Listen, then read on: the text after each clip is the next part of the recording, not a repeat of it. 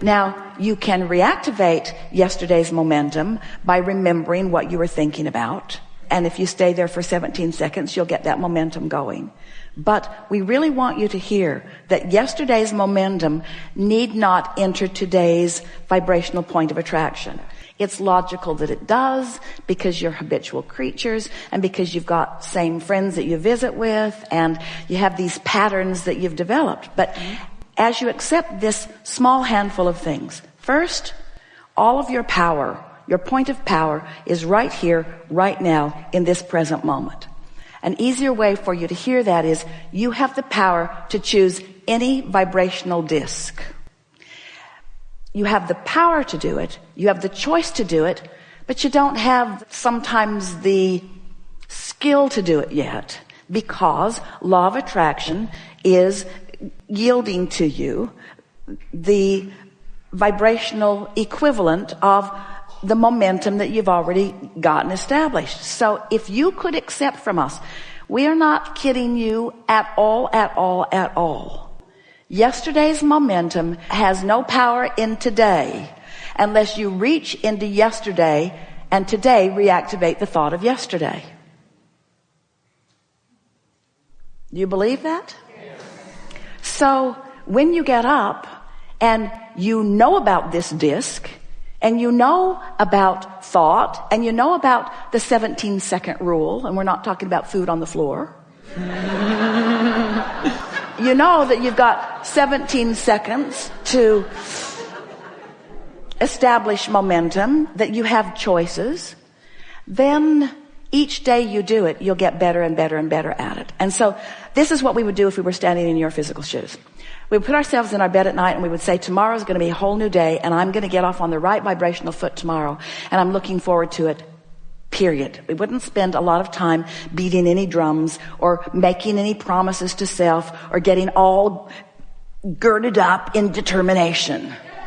We would just softly make the statement to ourselves and then go to sleep as easily as we can. Then, in your first awareness that you are awake and aware, we would acknowledge it's a new day and a new possibility of momentum. And then we would contemplate these spinning discs that Abraham has been talking about, and we would just make a statement. I choose the high-flying disc. I choose the highest, most resistant-free vibration that I can find. And it's going to be fun to see what that choice of that disc yields for me today. And no big deal in any event. And then we would just take the day as it comes. In the first moment that there's a dip in the way you feel, you'll have conscious awareness that you've maybe chosen another disc, and you might even have awareness of what subject it was that took you there. Because you have patterns of thought, you have issues that you deal with, you have certain people that take you there, you know that you do. And what's going to happen to you after a few days is you're not going to feel protective of this high-flying disc. You're going to feel confident in your ability to get there.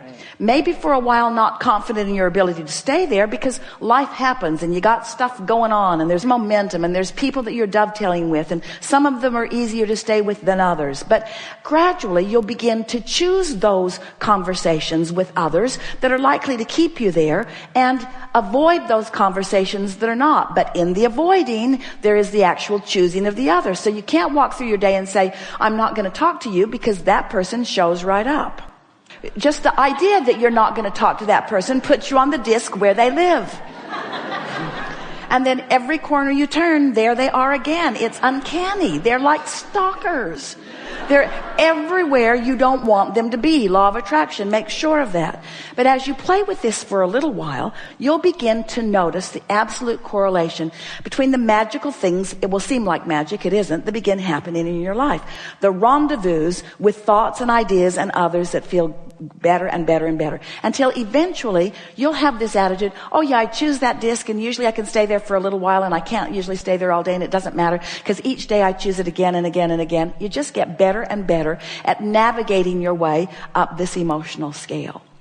We want to talk about momentum, and we want to talk about influence, and we want to talk about the power of someone like your mother, who is now non-physically focused, who is pure positive energy, who holds no regrets, and who is focused upon you.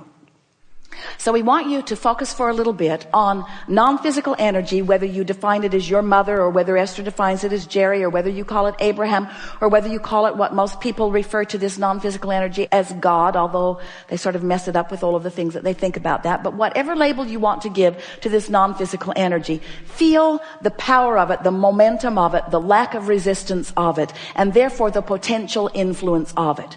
And know that that energy knows everything that you've put into the vortex, where it is in relationship to you, and is carving out constantly paths of least resistance in order for you to find your way exactly to all of the things that you want, with the most vivid detail that you have applied to your vortex. It is really a wonderful thing to experience.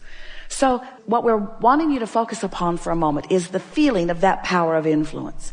And we want you to feel the power of that influence so strong. We want you to feel the vortexual version of it. We want you to feel the momentum of it, stronger than your Earth spinning in its orbit. We want you to feel the upward motion of it.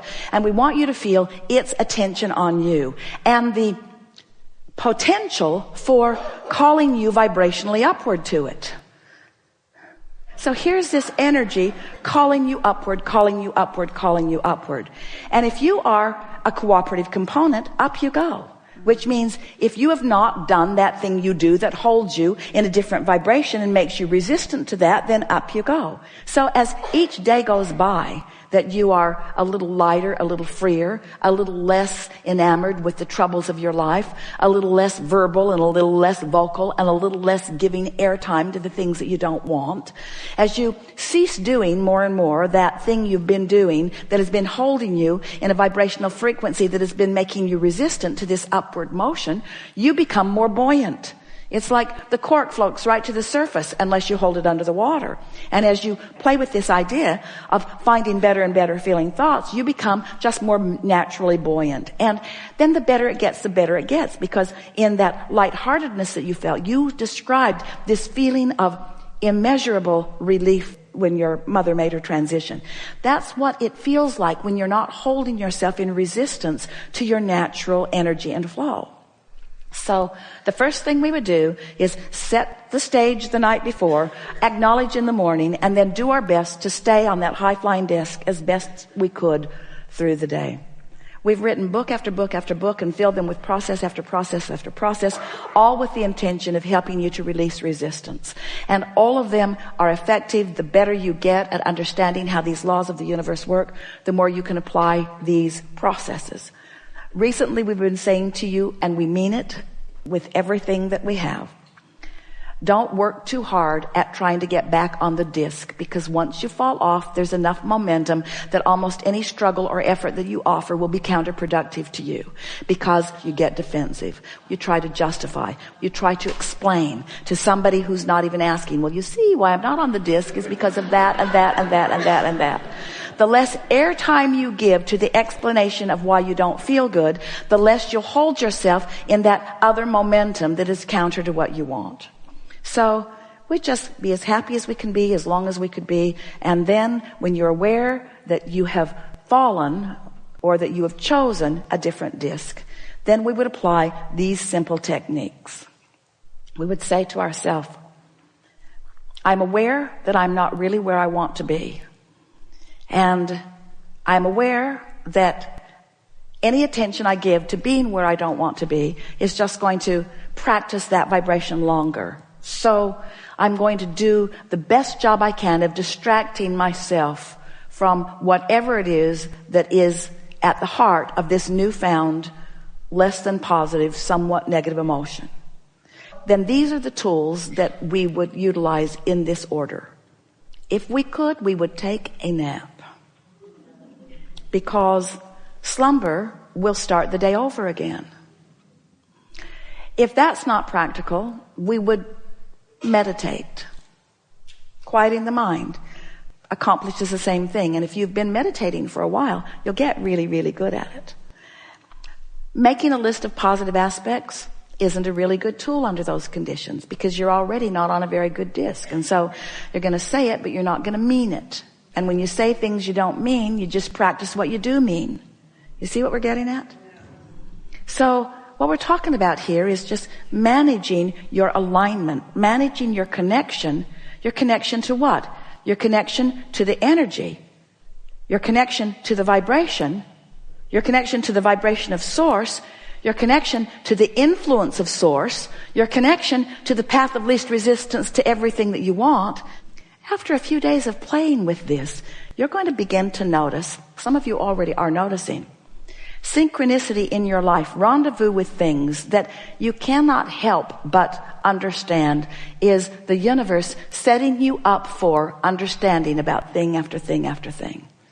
Esther said, I need to start writing this stuff down because it's happening with such speed that it's intoxicating, first of all, to see how many things that the universe can orchestrate that equal, for Esther, evidence of that alignment.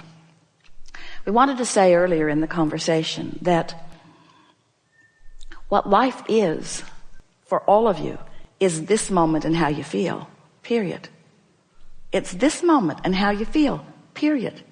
We know that's sort of a boring thing to contemplate, but it is this moment and how you feel, period. That's what life is. It's always this moment and how you feel, period.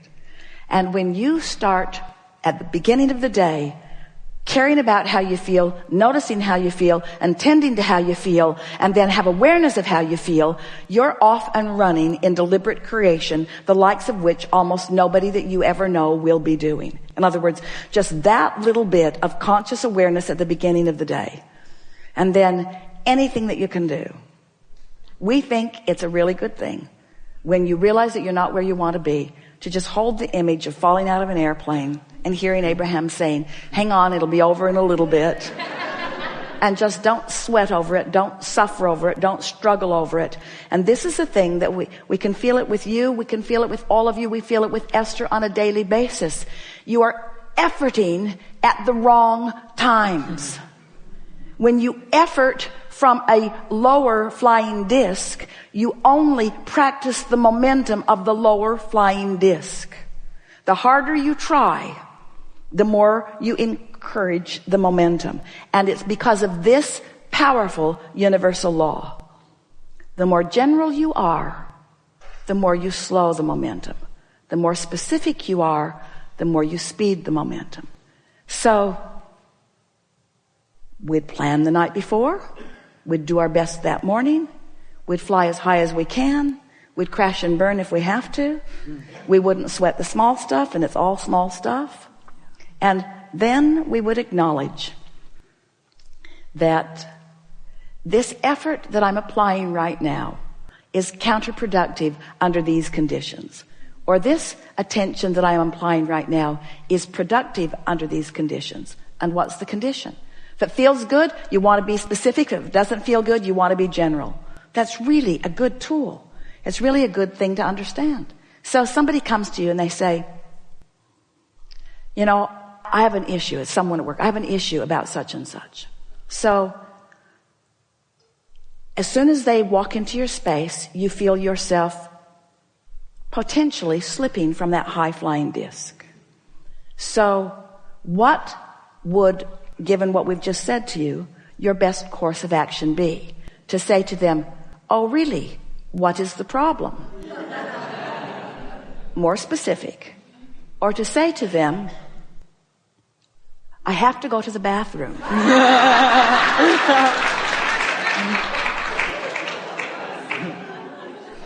Or to say to them, you're one of the best problem solvers I've ever known. Let me know how it turns out. Or to say to them, I'm on a high-flying disc. And talking to you is a very high probability that I soon won't be on a very high-flying disc. Now let me explain to you about the high-flying disc. I want to be on the high-flying disc. You want me to be on the high-flying disc. Now, most people aren't ready for this conversation. You really have a wonderful benefit if you're hanging around with people that do know about the high-flying disc. In other words, once you get the hang of this and you're hanging around together and somebody comes with you with some sort of problem, just point upward like, just leave it at that. Just leave it at that. Because as soon as you say, do we really want to go there? You've gone. Helpful? Very. Thank you.